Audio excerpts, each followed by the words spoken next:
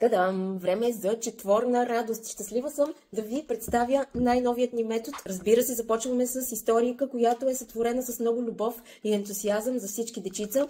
Виво идва от планетата Коко-Моко. Ето виждате колко много цветове, картинки. И тук започваме отново да проследяваме линийки с две ръце едновременно. Разбира се, благодарение на тези два маркера, които получавате към всяка книжка.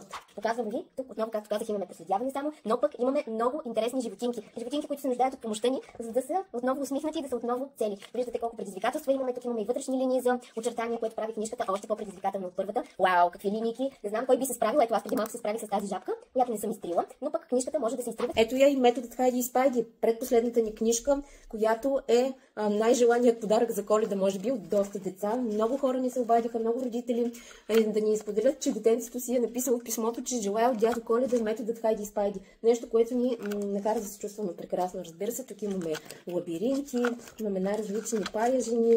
Ето виждате какво разнообразие. Методът тук-там. Изключителен метод. Много комбинации, много неща, които е нужно да проследяваме, което пък води до още по-висока концентрация. Книжката също е подходяща за деца с специални образователни потребности. Много логопеди и ресурсни учители се свързаха с нас и ни споделиха какви резултати имат с книжката с деца с говорни нарушения, с хиперактивност, с аутизъм, които работейки само един месец с книжката имат много добри резултати, за което истински благодарим.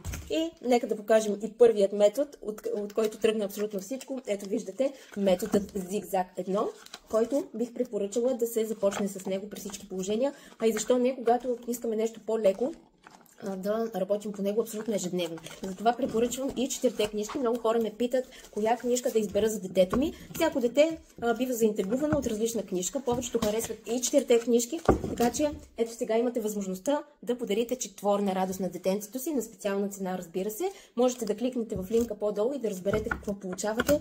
Радвам се, че ви допадат нашите идеи и че ви помагат най-вече и ви благодарим за доверието.